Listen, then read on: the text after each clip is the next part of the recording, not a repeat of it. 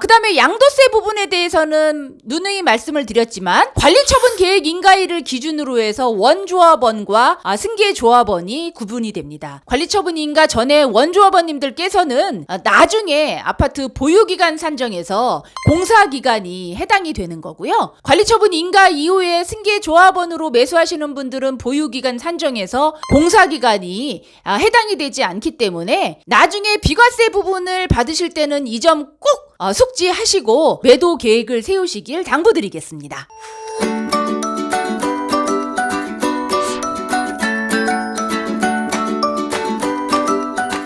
이번 정차할 곳은 광명사거리역 10번 출구 광명사거리역 키움부동산입니다. 안녕하세요. 부동산 쑥쑥TV 부동산 키우미 조향숙입니다.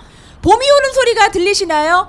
네, 얼마 전에 입춘이 지났죠? 이제 곧 봄이 온다는 소식을 알리는 시기가 지났으니까 곧이어 여러분들한테 봄이 오는 소식을 들려드리면서 오늘도 광명 뉴타운에서 여러분들과 좋은 소식 알려드리도록 하겠습니다.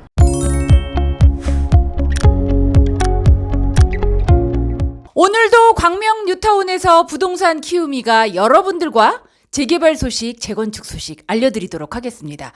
오늘의 이야기는요, 여러분들 많이들 알고 계시겠지만 원조합원, 승계조합원이 어떤 건가라고 궁금해하시는 분들이 많으실 텐데요.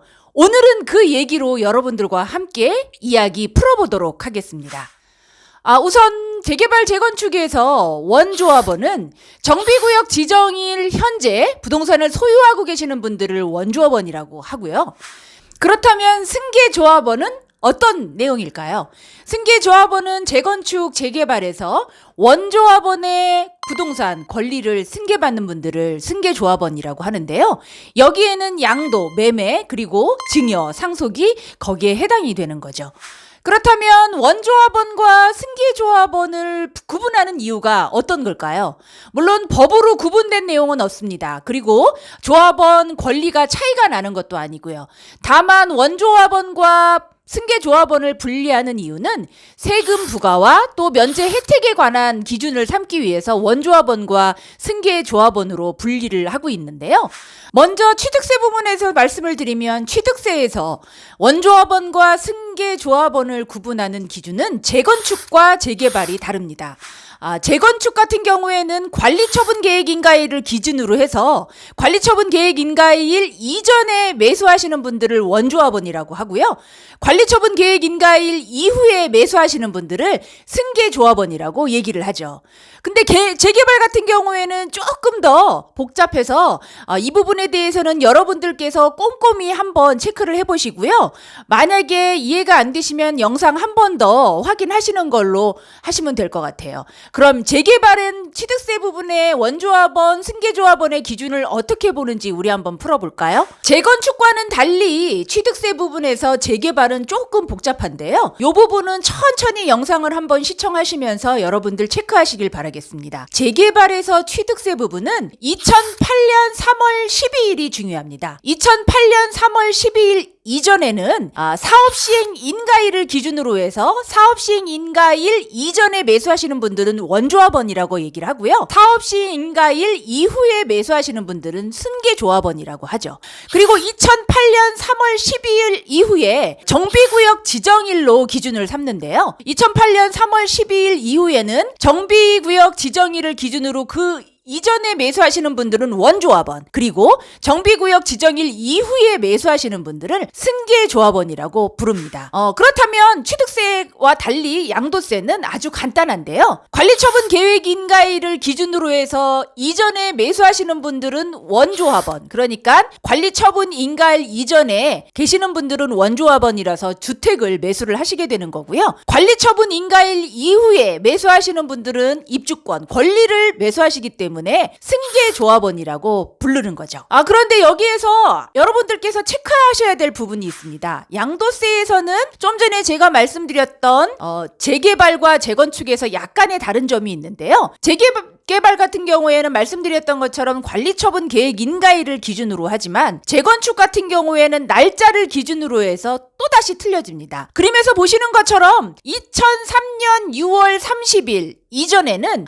관리처분 계획 인가일이 아닌 사업계획 승인일을 기준으로 하는 거고요. 2003년 7월 1일부터 2005년 5월 30일까지는 사업시행 인가일을 기준으로 해서 원조합원과 승계조합원을 구분합니다. 그리고 2005년 5월 31일부터는 재개발과 마찬가지로 관리처분 계획 인가일을 기준으로 해서 원조합원과 승계조합원을 구분을 하죠. 이게 무슨 이유일까라고 생각을 하실 텐데요. 사업별 그리고 시점별로 취득세 부분이 부과가 틀리기 때문에 조합원 자격 조건을 꼭 확인을 하시길 바라겠고요. 그렇다면 조금 더 취득세 부분에 대해서 여러분들께서 알고 계시는 대한 부분을 말씀드리겠습니다. 원조합원과 승계조합원을 구분하는 이유 중에 하나였던 취득세의 세금 감면에 대한 이야기를 좀 더 해보도록 하겠습니다. 재개발, 재건축 같은 경우에는 취득세를 2번 납부하시게 되어 있는데요. 그 내용에 대한 내용은 지난 영상을 통해서 남겨드렸으니까 한번 가서 보시고요. 2008년 3월 12일을 기준으로 정비구역 지정 고시 이전에 주택을 85제곱미터 이하의 주택을 소유하고 계셨던 원조합원님들 같은 경우에는 2022년 12월 31일까지 취득세가 면제가 되는 부분은 지방세 특례제한법 제74조에 해당되는 내용이니까 법제처에 가서 한번 확인을 해보시고요. 2008년 3월 12일 이후 정비구역 지정 고시일 이후에는 조금 더 디테일하게 나눠집니다. 2019년 12월 31일 사업시행 인가가 난 곳은 전용면적 85제곱미터를 취득하고 취득세 200만원 이하의 납부인 조합원님들께서는 취득세가 면제가 되시는 거고요. 또한 85제곱미터 주택을 취득을 하고 취득세가 200만원 초과이신 조합원님들께서는 취득세가 85% 면제가 되신다는 거 꼭 기억하시면서, 또한 2020년 1월 1일 이후에 사업시행인가가 나는 주택을 매수하시는 분들 중에서 60제곱미터 이하의 주택을 취득하시는 분들은 취득세가 경감이 75% 됩니다. 그리고 60제곱미터 초과를 취득하고 85제곱미터 이하의 주택을 취득하시는 분들은 취득세가 50% 경감이 되니까 그 점 꼭 확인하셔서 여러분들 투자를 하시길 바라겠고요. 그 다음에 양도세 부분에 대해서는 누누이 말씀을 드렸지만 관리처분 계획 인가일을 기준으로 해서 원조합원과 승계조합원이 구분이 됩니다. 관리처분 인가 전에 원조합원님들께서는 나중에 아파트 보유기간 산정에서 공사기간이 해당이 되는 거고요. 관리처분 인가 이후에 승계조합원으로 매수하시는 분들은 보유기간 산정에서 공사기간이 해당이 되지 않기 때문에 나중에 비과세 부분을 받으실 때는 이 점 꼭 숙지하시고 매도 계획을 세우시길 당부드리겠습니다. 재개발, 재건축에 대한 얘기는 늘 항상 어렵죠. 오늘 말씀드렸던 원조합원과 승계조합원이 쉬우면서도 어려운 부분이기 때문에 영상 꼼꼼히 체크하시면서 확인해 보시고요. 광명뉴타운은 2009년 12월 4일이 정비구역 지정 고시일이었습니다. 그렇기 때문에 그걸 기준으로 해서 여러분들이 원조합원인지 승계조합원인지 판단을 하셔서 나중에 취득세 부분을 감안하시면 되실 것 같고요.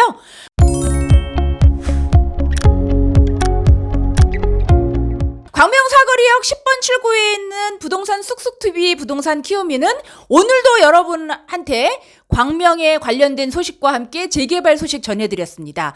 구독과 좋아요 항상 잊지 마시고요. 알림 설정으로 다음에도 저와 함께 만나세요.